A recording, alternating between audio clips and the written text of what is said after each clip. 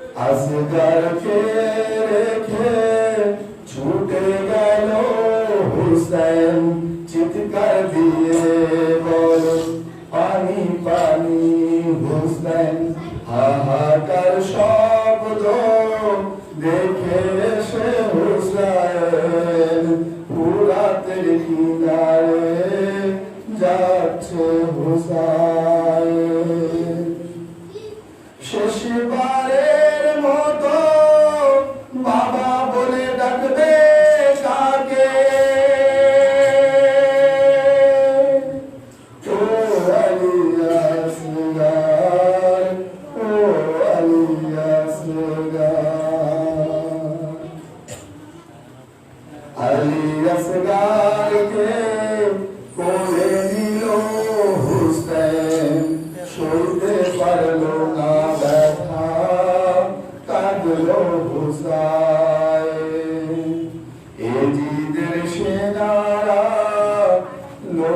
নিল আসগরকে গলা পড়া বড় তীর মারলো আসগরকে শেষবারের মতো কাঁদো তুমি হুসেন ও আলী আসগর ও আলী আসগর হাল মিন নাসরিন বলল হুসাইন আর কেউ কি আছো সাহায্য দিয়ে বাবার চিৎকার যখন গানের কানে আসলো দোলনা থেকে আসগার ছিটকে পড়লো শেষবারের মতো সাহায্য করো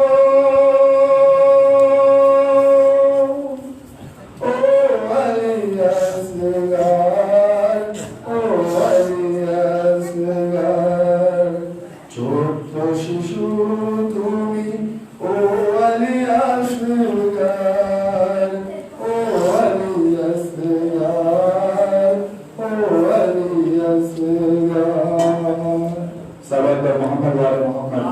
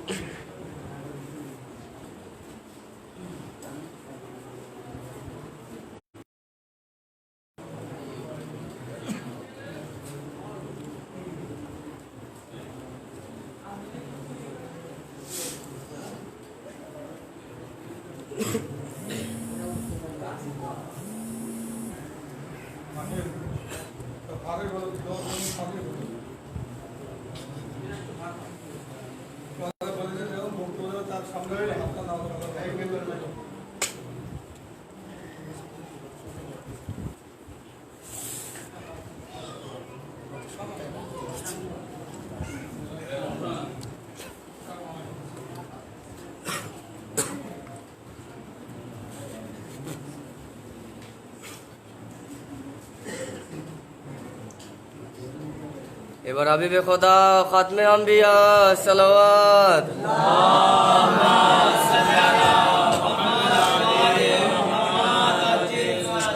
হাসান হুসাইন দুসাশমান মুস্তফা সালাওয়াত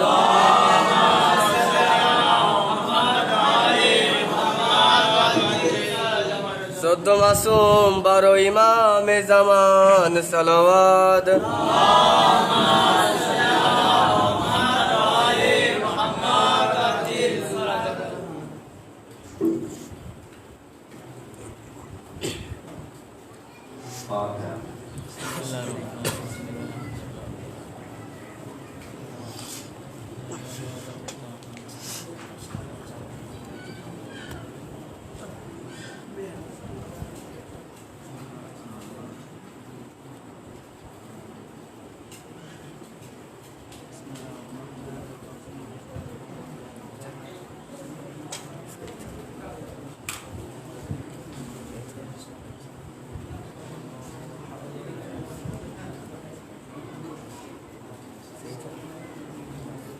لا حول ولا قوة إلا بالله العلي العظيم بسم الله الرحمن الرحيم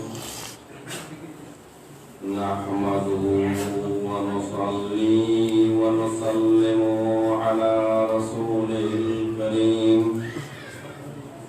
الحمد لله الذي هدانا لولا أن هدانا الله فقد جاءت رسول ربنا بالحق والصلاة والسلام على أشرف الأنبياء والمرسلين سيدنا مولانا طبيب نفوسنا شافي ذنوبنا أبي القاسم من محمد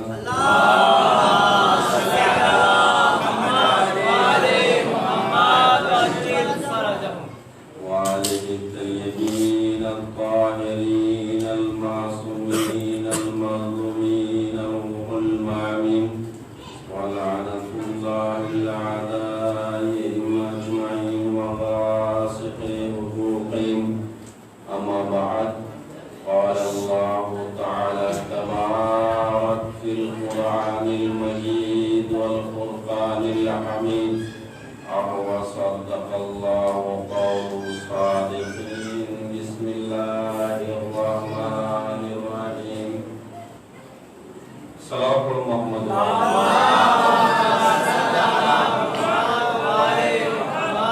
بسم الله الرحمن الرحيم قل لا أسألكم عليه أجرا إلا المودة في القربى صلوات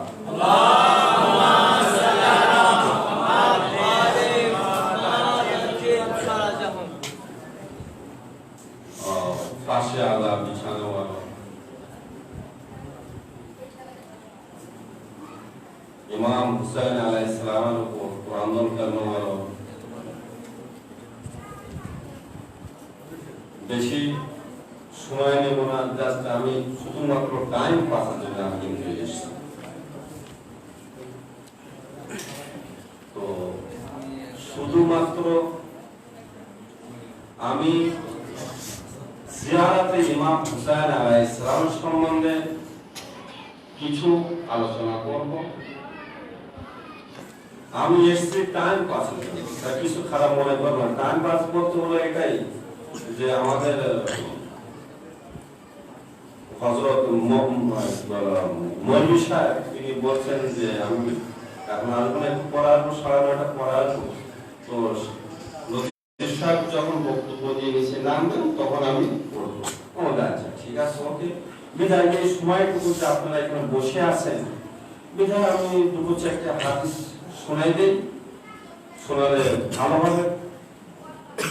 আহলে বাইত আলাইহিস সালাতু ওয়াস সালাম থেকে বর্ণিত, আহলে বাইত আলাইহিস সালাম থেকে বর্ণিত অর্থাৎ কালা রাসূলুল্লাহ সাল্লাল্লাহু আলাইহি ওয়া আলিহি ওয়াসাল্লাম তিনি ইরশাদ করেছেন যে তোমরা আমার নাতিকে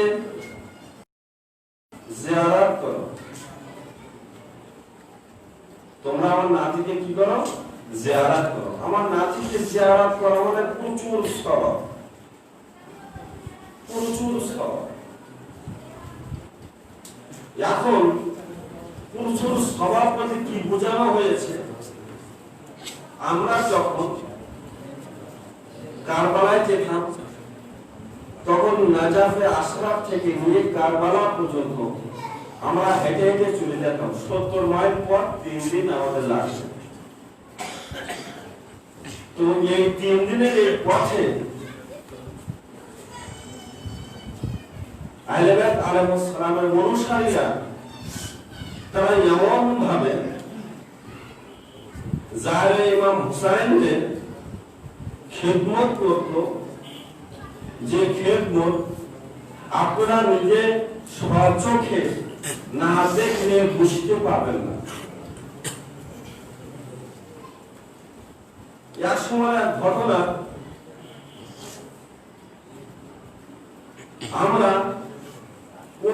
গ্রাম দিয়ে কারবালায় যাব, মেন রোড বাদ দিয়েছে, সেবার প্রথমে যাচ্ছি। তো গ্রামের মহিলারা তো বোঝেন, তারা বিভিন্ন ধরনের খাবার তৈরি করে আমাদের সামনে এনে রেখে দিয়েছে, দোকানগুলি পর্যন্ত খুলে রেখে দিয়েছে, যে দোকান খোলা রয়েছে, আপনারা বেফার নাই, আমাদের খাদ্য রয়েছে, আমাদের মন্ত্রী রয়েছে, আমাদের খেলনা রয়েছে, আমাদের বাড়ি রয়েছে, সাবিলে বসালে রাখা রয়েছে, বেফার নাই। এখন আমাদেরকে যারা নিয়ে যাচ্ছেন তারা বলছেন যে দেখো তোমরা রাস্তায় খাবে, কোনো সমস্যা নেই, কিন্তু খেলে আমাদের দেরি হয়ে যাবে। তবু আমরা বললাম যে ঠিক আছে, দেরি হবে, এর বেশি তো আর কিছু হবে না। এক বুড়ি মহিলা, শুনুন কত আবেগ আপনাদের, এক বুড়ি মহিলা সালাওয়াত মুহাম্মদ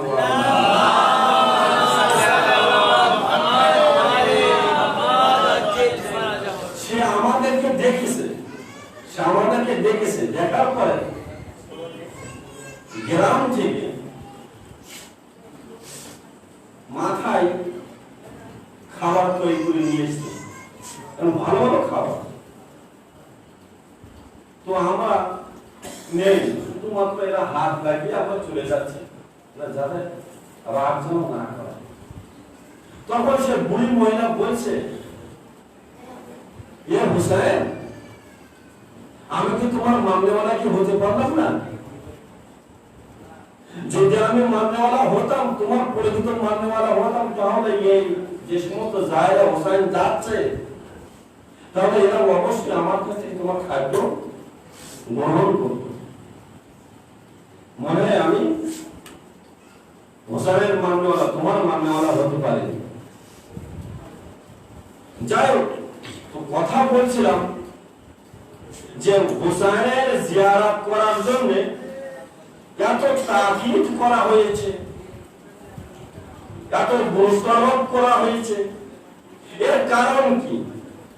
এর কারণটি হলো এই যে আমাদের মহান নবী হযরত মুহাম্মদ মুস্তাফা সাল্লাল্লাহু আলাইহি ওয়াসাল্লাম তিনি বলে গেছেন, শুধু বলে গেছেন, তার গুরুত্ব বলে গেছেন।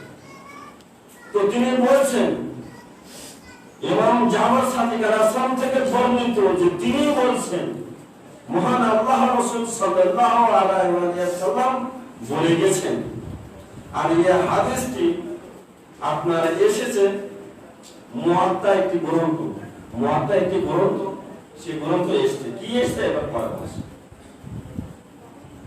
অনেকক্ষণ দেখেছেন যে স্বামী স্ত্রী যখন এক জায়গায় হয়, তখন রং বেরঙের কথা ওঠে বা বলে।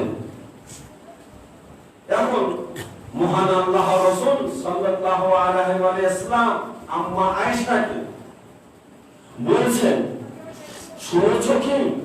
তো বলছে কি? তো বলছে এবার আমি বলবো। তো বলছে বলেন। তো বলছে আমার এই নাতি ইমাম হুসাইনকে দেখতে পাচ্ছ, যিনি আমার কোলে বসে আছে? তো বলছে হ্যাঁ আমি দেখতে পাচ্ছি। তো বলছে এটা জানো কি যে একদিন মৃত্যুবরণ করবে? তো বলছে হ্যাঁ আমি জানি একদিন মৃত্যুবরণ করবে। বলে তুমি জানো কি যে একে কারা মারবে? তো বলছেন না। তো বলছে শোনো, জিবরিল আমিন এই মুহূর্তে আমাকে সংবাদ দিয়ে দিয়েছে, হে রাসূল সাল্লাল্লাহু আলাইহি ওয়াসাল্লাম,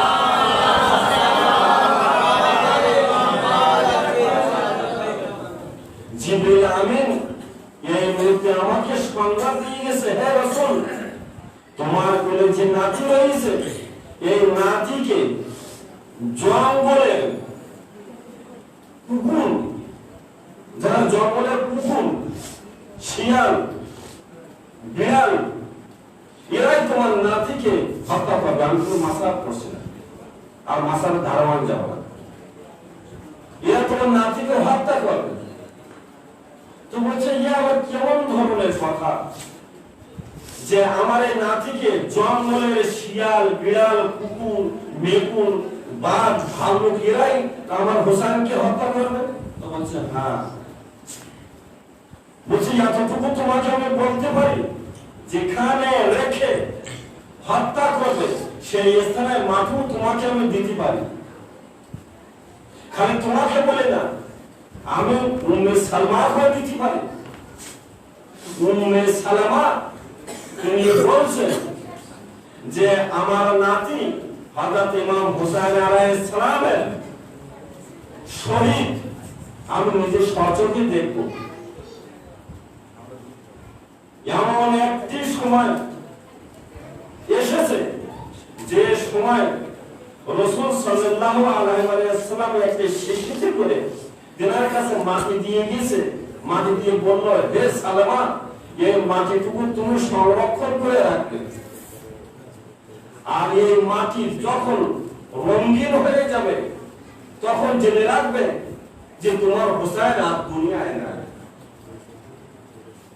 কারণ তোমার হোসেনকে ওই সে জঙ্গলে বাঘ ভাল্লুক বিড়াল কুকুর এরাই হলো শহীদ করেছে। এত নিকৃষ্ট বান্দাকে দেখুন, উৎকৃষ্ট বান্দাকে নিকৃষ্ট বান্দা হত্যা করেছে। আর এই ইমাম হুসাইন আলাইহিস সালামকে রাসূল সাল্লাল্লাহু আলাইহি ওয়াসাল্লাম বিভিন্ন স্থানে বিভিন্ন জায়গায় চিনিয়ে দিয়ে গেছে। হাজা হোসেন ফারিফু, হাজা হোসেন ফারিফু, এগুলো হুসাইন তোমরা তাকে চেনো। হাজানে ইমামানে কামা ও কাদান, এই দুজন হলো আমার ইমাম, অর্থাৎ হাসান এবং হোসেন। তারা ইচ্ছা হলে দাঁড়াবে, ইচ্ছা হলে বসবে। এর অর্থটা কি? এর ইচ্ছা হলে এরা যদি ইচ্ছা করেন তাহলে যুদ্ধ করবে, আর যদি ইচ্ছা করেন তাহলে সন্ধি করবে।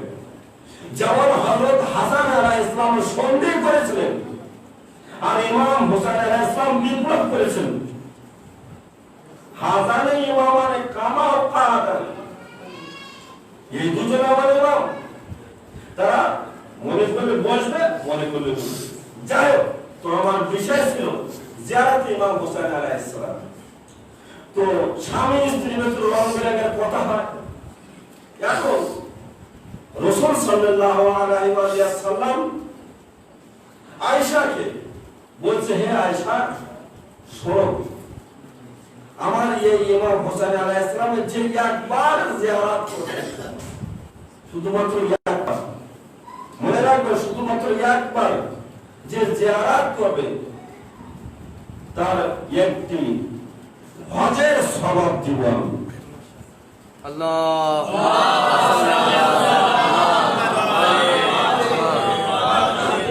তাহলে চিন্তা করতে পারেন যে ইমাম হুসাইন আলাইহিস সালামের জিয়ারত করা কত বড় সওয়াব। শুধু খালি জিয়ারত করা নয়, সেইরূপ ভাবে যারা ইমাম হুসাইন আলাইহিস সালামকে খেদমত করা, তো হোক সে পানি দিয়ে আর হোক সে সামান্য খাদ্য দিয়ে,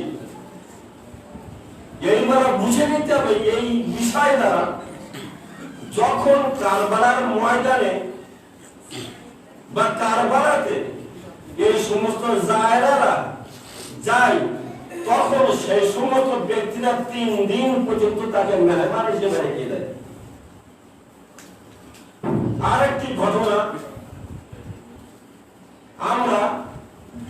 আমি মাওলানা সাদাত সাহেব, এই দুইজন আলাদা হয়ে গেছে, আর বাকি ওই হিন্দুস্তানের 5 জন তার গলা চিঠি হয়ে গেছে 7 জন। এখন ওই 5 জন যাবে আলাদা, আমরা 2 জন যাবো আলাদা। যাই হোক, তো সন্ধ্যাবেলা সে ব্যক্তি, সন্ধ্যাবেলা ওই 5 জন ব্যক্তি এক জায়গায় দাঁড়িয়ে আছে, আর একজন ব্যক্তি আপনার গ্রাম থেকে চলে এসেছে, আসার পর বলছে, ইয়া আল্লাহ, ইয়া আব্বাস, তুমি আমার নিয়তকে পূর্ণ করেছো, কারণ আমি 5 জনের নিয়ত করে এসেছিলাম, হে আব্বাস তোমার মেহমান যারা হবে, প্রকৃতপক্ষে যারা তোমার মেহমান হবে, তারা যদি আমার বাড়িতে আসে তাহলে তোমার শুকর আদায় করব। আর এই 5 জন ব্যক্তিকে আমি নিজেই স্বয়ং পৌঁছে দেব কারবালার ময়দানে। এখন সেই লোকের নসিবে এই 5 জন ব্যক্তি যুক্ত। তাহলে চিন্তা করতে পারছেন যে যার ইমামদের কত গুরুত্বারোপ করা হয়েছে এবং জিয়ারত করার কত স্বভাব রাখা হয়েছে। তো হযরত রাসূল আকরাম সাল্লাল্লাহু আলাইহি ওয়াসাল্লাম তিনি বলছেন, যদি কোনো ব্যক্তি আমার হোসেনকে জিয়ারত করে তাহলে তার আমি একটি হজের সওয়াব দেব। তা কোন হজের সওয়াব? আমি যে হজ করেছি সেই হজের থেকে সেই সওয়াব পেতে নিয়ে আমি তাকে দান করব, তাকে আমি দান করব। আর যে ব্যক্তি 2 বার জিয়ারত করবে ইমাম হোসেন আলাইহিস সালামকে, 2 বার জিয়ারত করবে, তাকে আমি 2টি হজের সওয়াব দান করব। কাকে বলছেন? কার সাথে বলছেন? কে বলছেন? রাসূল সাল্লাল্লাহু আলাইহি ওয়াসাল্লাম বলছেন।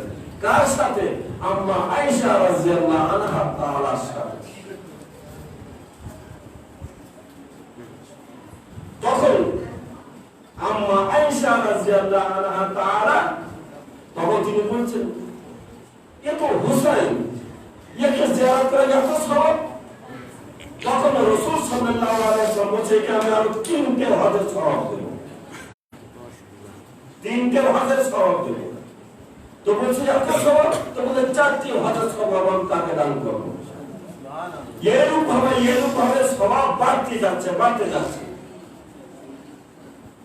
এমন একটি পর্যায়ে আসে বা আসলো, সেই পর্যায়ে গিয়ে রাসূল সাল্লাল্লাহু আলাইহি ওয়াসাল্লাম তিনি বলছেন 90টি হজের সওয়াব দান করব।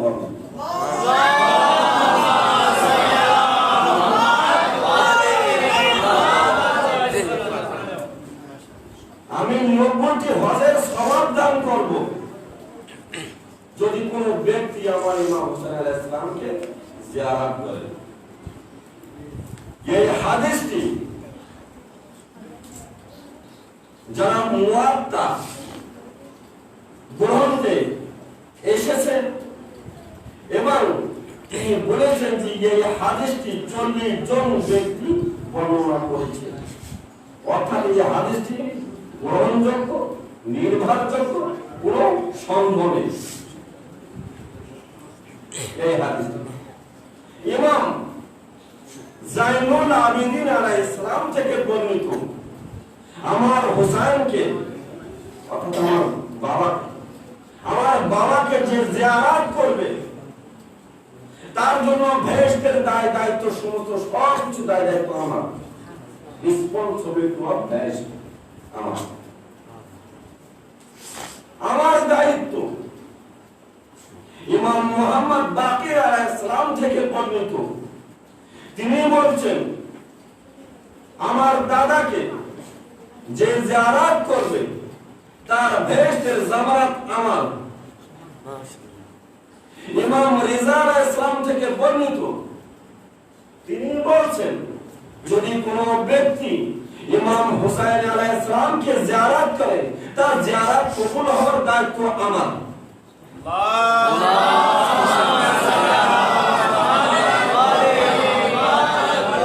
এই সমস্ত জিয়ারতগুলি বাদ দিয়ে ভাই আমি কারো নাম ধরে বলছি না, কিন্তু মাইন্ড করেন ভাই, আমার বলেছে আমরা ব্যাংকে টাকা রাখবো।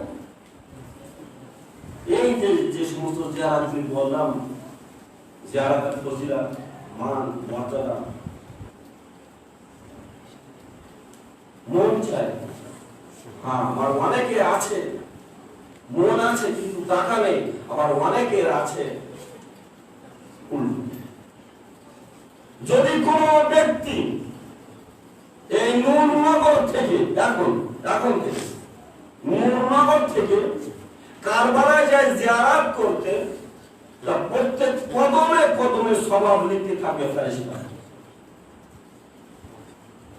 প্রত্যেক কদমে কদমে সওয়াব লিখতে থাকে ফেরেশতা। এমন এমন ব্যক্তি রয়েছে তারা বাদশার যুগে ইমাম হুসাইন আলাইহিস সালামকে জিয়ারত করতে যেত,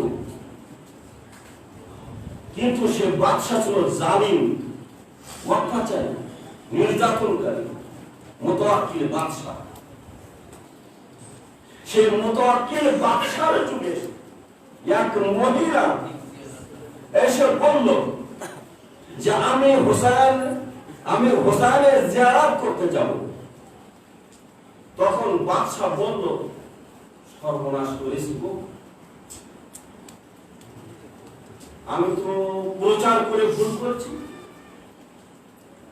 যে তোমরা যত পারো তত তোমরা ইমাম হুসাইন আলাইহিস সালামের জিয়ারত করো।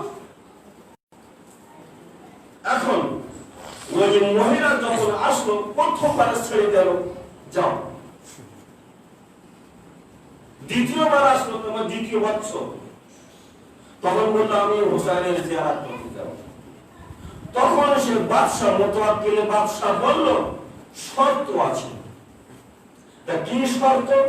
শর্ত হলো এই যে তুমি তোমার বাড়ির সন্তান যারা আছে, ছোট ছোট সন্তান, বড়দের কথা না, ছোট ছোট সন্তানগুলিকে আমার কাছে রেখে দিয়ে ইমাম হুসাইনের জিয়ারত করতে হবে। তো বলল রাজি। তৃতীয় বছর যখন আসলো, বললো আমি হুসাইনের জিয়ারত করতে যাব। বললো শর্ত। তখন কি শর্ত? বললো হাত কেটে দেখিয়ে তারপর তোমার জিয়ারত করতে যেতে হবে। তো বললো রাজি। তৃতীয় বছর কি চতুর্থ বছরে যখন আসলো, তখন বললো যে আমি হুসাইনের জিয়ারত করতে যাব। তখন তোমার বাড়ির যে ছোট যে সন্তান আছে, এই সন্তানকে আমাদেরকে দিয়ে যেতে হবে, একে আমরা জবাই করব। তো বলতে রাজি। রাজি। তাহলে আপনারা নিজেরা চিন্তা করুন, যে জন্মদাতা পিতা তার কাছে যে জিজ্ঞাসা করুন, আর যে মাতা তার কাছে যে জিজ্ঞাসা করুন, যে সন্তানের প্রতি কত ভালোবাসা বা মায়া, মমতা, প্রেম, প্রীতি, আবেগ, ভালোবাসা থাকে, তার সত্ত্বেও সে সন্তানকে রেখে যাচ্ছে কার কাছে? মুতাওয়াক্কিল বাদশার কাছে। মুতাওয়াক্কিল বাদশার কাছে তো রেখে যাচ্ছে না, যাচ্ছে তার কত ছেলেবেলা কত লোকজন আছে তার কাছে রেখে যাচ্ছে। এখন সেই সন্তানকে সেই মায়ের সামনে জবাই করা হলো। এখন এই মা যখন কারবালায় পৌঁছে গেছে,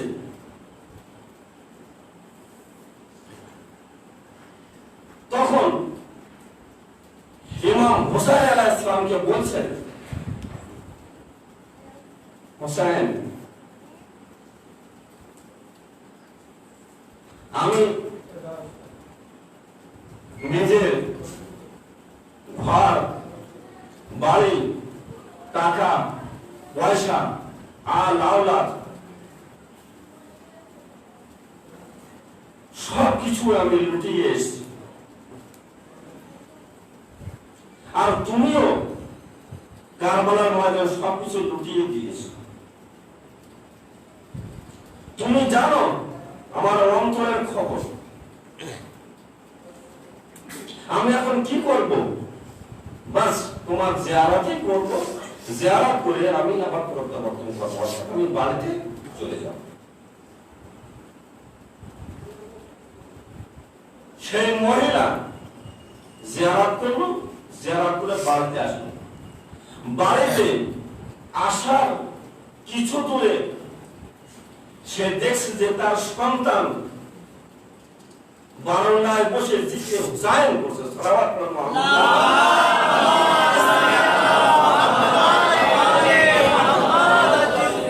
বিশ্বাস থাকা চাই, সেই যুগে বিশ্বাস ছিল।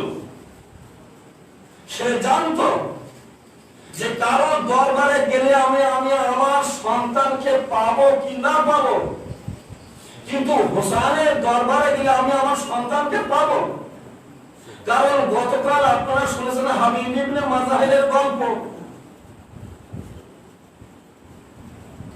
ছোটবেলায় দাওয়াত করেছিলেন, শাসনকে ছোট 10টা 12টা মতো আছে, ছোটবেলায় দাওয়াত করেছিলেন। আসলেন হুসাইন আলাইহিস সালাম, আসার পরে দেখলেন যে আমার বন্ধু তো নাই। বন্ধু গেল কোথায়? তো বলছে খাও আসছে। তো বলছে না আমার বন্ধু আসবে তারপরে আমি খাবো। তো বলছে বন্ধু না আসো। কোথায়? তা আছে। কোথায়? আছে। কেউ বললো ছাদের উপর গেছে, কেউ বললো ঘরের মধ্যে গিয়ে করতে করতে লাস্টে প্যাকিং করে রেখে দিল খাটের তলা। বুঝেছ? বুঝেন তো আপনারা? বুঝেন তো? খাটের তলা রেখে দিল সারা সমস্ত। তো কথা আমার কি ছিল? জিয়ারাতে ইমাম হোসেন আলাইহিস সালাম। তো জিয়ারাতে ইমাম হোসেন আলাইহিস সালামের জন্য যদি নিজের সন্তানকে এক জালিম বাচ্চার হাতে তুলে দিয়ে ইমাম হোসেনের জিয়ারত করতে পারে, এবং জিয়ারত করার পরে আবার নিজের বাড়িতে ফেরত আসবে, তারপরে এসে বারান্দায় এসে কি দেখছে? দেখছে আমার ছেলে জিকিরে হোসেন করছে। তখন আমি জিজ্ঞাসা করলাম যে বাবা তুমি কোথায় ছিলে? বাবা তোমাকে তো আমার সামনে জবাই করেছে। তো বলছে বাবা আমার তো কেউ হয় জবাই করেনি, আপনার সামনে হয়তো আমাকে জবাই করেছে, কিন্তু প্রকৃতপক্ষে আমাকে কেউ হয় জবাই করেনি। হ্যাঁ আমাকে জবাই করার জন্য নিয়ে যাচ্ছিল, এমন এক সময় এক ব্যক্তি আসে, নুরানি ব্যক্তি, সে নুরানি ব্যক্তি আমাকে সাহায্য করেছে।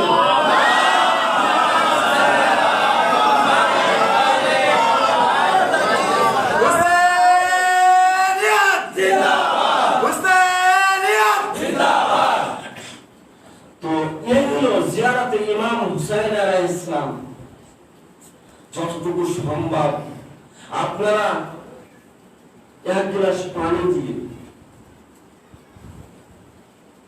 সামান্য খাদ্য দিয়ে, যতটুকু যার যতটুকু সম্ভব, যার যা কিছু আছে সে নিয়ে ইমাম হুসাইন আলাইহিস সালামের জায়েদেরকে কি করবে? খেদমত করবে, খেদমত করবে, এছাড়া আর কিছু না। তবে নামার মুহূর্তে একটি হাদিস বলে যায়, সে হাদিসটি হলো যখন রাসূল সাল্লাল্লাহু আলাইহি ওয়া সাল্লাম আম্মা আয়েশা রাদিয়াল্লাহু আনহা তাআলাকে বললেন, আয়েশা আমার হোসেন এখন কোথায় বলতে পারো কি? তখন আম্মা আয়েশা রাদিয়াল্লাহু আনহা তাআলা তিনি বললেন, আমি কি এখন বলতে পারবো না যে হোসেন কোথায়? তো বলছে হ্যাঁ আমার কাছে জিজ্ঞাসা করো হোসেন কোথায় আছে আমি জানি। হোসেন আলাইহিস সালাতু ওয়াস সালাম যখন তিনি কারবালার ময়দানে ছিলেন, তখন রাসূল সাল্লাল্লাহু আলাইহি ওয়াসাল্লাম সেই কারবালার পুরো ঘটনাটি তখন তিনি দেখে চলে আসলেন। আর ঠিক এই অবস্থায় হযরত ফাতেমা জাহরা সালামুল্লাহ আলাইহা কিয়ামতের দিনে উত্থান হবেন এবং আল্লাহর কাছে অভিযোগ করবেন, হে আমার আল্লাহ আমার হোসেনকে কিভাবে হত্যা করেছে এটা তুমি আমাকে দেখে দাও, যদি তুমি আমাকে না দেখাও তাহলে তোমার উপর আমি অভিযোগ করব। তখন মহান আল্লাহ রাব্বুল আলামিন বলবেন, হে ফেরেশতারা তোমার সামনে থেকে চলে যাও, আমার ফাতেমা আসবে, আমার ফাতেমা আসবে, আমার ফাতেমা আসবে, এসে দেখবেন তার পুত্র হোসেনকে কিভাবে হত্যা করেছে দেখবেন। এবং তিনি এমন ভাবে দেখবেন, তিনি প্র্যাকটিক্যাল বলবেন যে আমার হোসেনকে কিভাবে হত্যা করেছে এটা খালি আমাকে দেখে দাও। 3 দিন, কেউ বলে 7 দিন, আমি বলবো এই 7 দিন পর্যন্ত ফাতেমা জাহরা সালামুল্লাহ আলাইহা সালামকে দেখানো হবে কিভাবে হযরত কাসিম আলী আসগার এবং আরো অন্যান্য ব্যক্তিত্বদেরকে হত্যা করা হয়েছে, সমস্ত সব কিছু দেখানো হবে। যাই সময় না থাকার কারণে কিছু বলতে পারলাম না। ইনশাআল্লাহ আবার আর একদিন হবে, দোয়া করি মহান আল্লাহ রাব্বুল আলামিনের কাছে, আল্লাহ রাব্বুল আলামিন আমাদেরকে যেন হযরত ইমাম হুসাইন আলাইহিস সালামের জিয়ারত করার তৌফিক দান করেন। যারা ইমাম হুসাইন আলাইহিস সালামের জন্য জিয়ারত করতে ইচ্ছুক তাদের জন্য দোয়া করি এবং আপনারাও সবাই দোয়া করি যেন তাড়াতাড়ি খুব শীঘ্রই ইমাম হুসাইন আলাইহিস সালামের জিয়ারত করতে পারে। এই পাক পরওয়ারদিগার এই যে ঘাতক যে কি রোগ, এই রোগ থেকে তুমি আমাদেরকে বিশেষ করে আমাদের বাংলাদেশ আরো বিশেষ করে আমাদের শিয়া ভাইদেরকে তুমি এর থেকে মুক্ত করো। রব্বানা তাকাব্বাল মিন্না ইন্নাকা আনতাস সামিউল আলিম বিরহমাতিকা ইয়া আরহামার রাহিমিন আমিন ইয়া রাব্বাল আলামিন।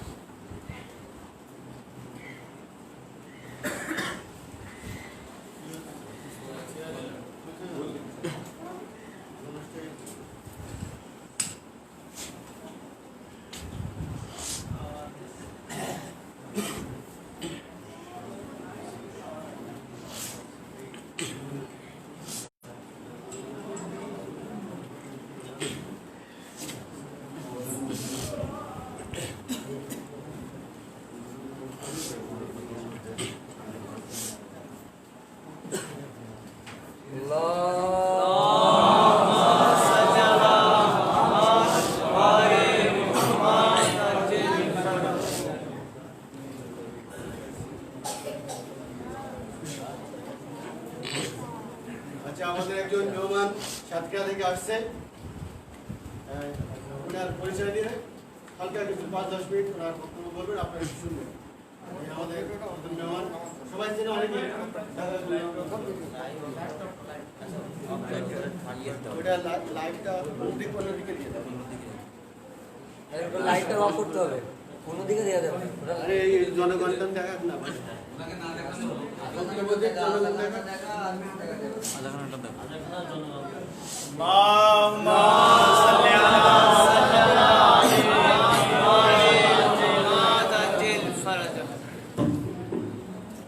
আসসালামু আলাইকুম ওয়া রাহমাতুল্লাহি ওয়া বারাকাতুহু।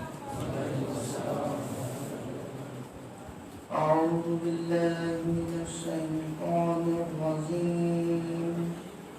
বিসমিল্লাহির রাহমানির রাহিম।